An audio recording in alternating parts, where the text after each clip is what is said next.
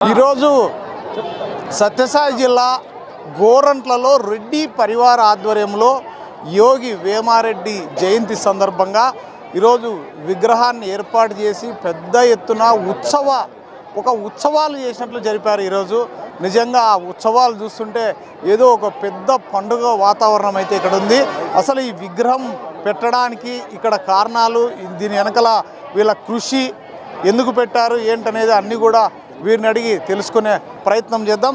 Sir, యోగి వేమారెడ్డి విగ్రహం పెట్టాలా అని ఎందుకు అనుకున్నారు? సో మొదటగా మీడియా వారికి నమస్కారాలు. మరి గోరంట్లలో అనేక రకాల విగ్రహాలు ఉన్నాయి.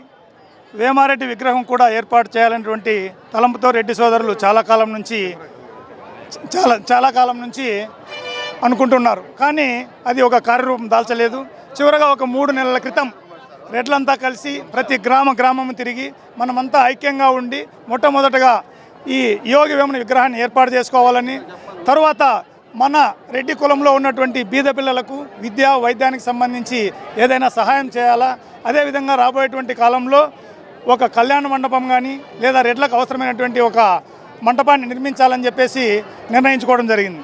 సో అనుకున్నదే తలంపుగా మేము ఎవరైతే ముందుండి నడిపించుకుంటూ వెళ్తున్నారో ప్రతి గ్రామంలో కూడా అనూహ్యమైనటువంటి స్పందన వస్తూ అడగకుండానే విరాళాలు ఇస్తూ, నాకు తెలిసి గవర్నమెంట్లో ఇంతవరకు విరాళాలు ఇట్లా ఎవరు చేసినట్లు లేరు, చేయలేరు కూడా అనుకుంటున్నాం.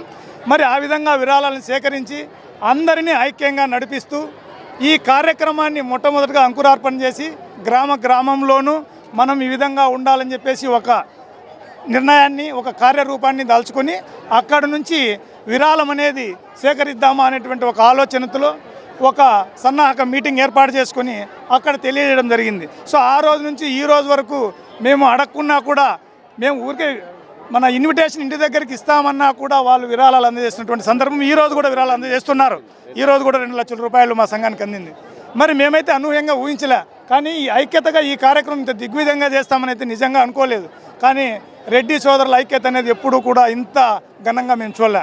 మరి ఈ కార్యక్రమానికి మొదటగా విరాళాలు ఇచ్చినటువంటి వారు, సూచనలు సలహాలు చేసినటువంటి వారు, మరి అవన్నీ తీసుకున్న తర్వాత కార్యక్రమాన్ని నిర్వహించడం అనేది అంత ఆషామాషి కాదు. సో ఆ కార్యక్రమానికి వ్యక్తుల పేర్లు అయితే మేము అందరు రెడ్డి సోదరులమే.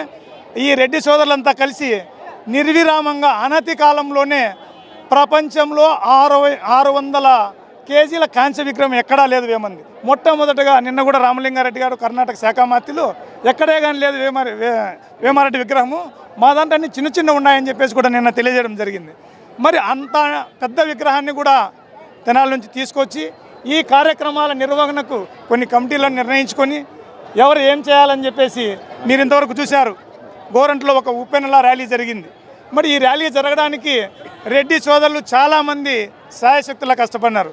వాళ్ళ ఇంటి కార్యక్రమమైనా లేదా వాళ్ళ భవన నిర్మాణానికైనా కూడా అంత సమయాన్ని కేటాయించి ఆ విధంగా చేసుకున్నారు లేదో, కానీ గత 3 నెలల నుంచి ఒక మహత్తరమైనటువంటి కార్యక్రమం చేయాలని నిర్ణయించుకున్న రోజు నుంచి కూడా ఈ రోజు వరకు ఒక ఘనంగా ఈ కార్యక్రమాన్ని నిర్వహించినారు. అదేవిధంగా 6 నుంచి 8 వేల మంది వరకు భోజనాలు కూడా ఏర్పాటు చేసినాం.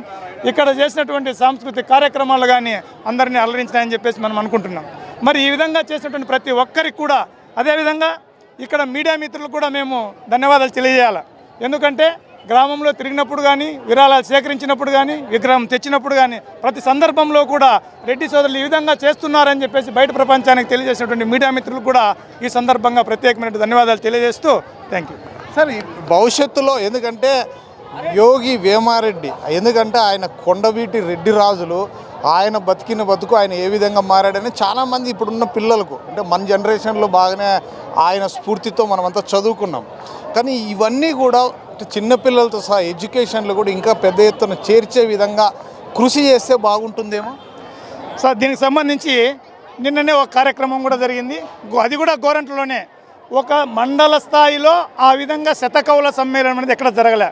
అది కూడా కొంతమంది స్పాన్సర్ చేత, ఆ కళావేదిక చేత నిన్న జరిగింది. మరి అక్కడ కూడా చాలామంది కవులు కూడా చెప్పినారు, ఈ సమాజానికి వేమన ఏ విధంగా తన యొక్క పద్యాలతోనూ సులభతరంలో అర్థమయ్యే విధంగా చేశాడు. మరి ఆ భావాలన్నింటినీ సమాజంలో ఉన్నటువంటి రుగ్మతను తొలగించి విద్య అనేటువంటి ఆయుధంతో ఎదగాలని చెప్పేసి చాలా పద్యాలు కూడా కొంతమంది రాసుకొచ్చారు. అదేవిధంగా రాబోయే తరాల్లో నేను కూడా ఒక ఉపాధ్యాయునిగా ప్రతి స్కూళ్ళకు కూడా ప్రతి విద్యార్థికి ఒక వేమన శతకాన్ని అందజేసేటట్లుగా కార్యక్రమాన్ని రూపొందిస్తాం.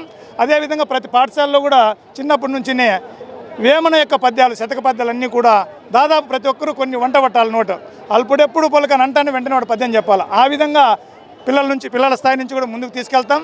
అదేవిధంగా రెడ్డి సామాజిక వర్గానికి సంబంధించి ఎక్కడైనా బిడ్డ పిల్లలు ఉంటే వాళ్ళకు కూడా సహాయ సహకారాలు అందించేందుకు రెడ్డి సంఘము, మరి అదేవిధంగా రెడ్డి ఉద్యోగ ఉపాధ్యాయ జేసీ కూడా మొన్ననే మేము ఏర్పాటు చేసుకున్నాం. సో దాని తరపున కూడా మేము ఈ కార్యక్రమాల్లో పాల్గొంటున్నాం.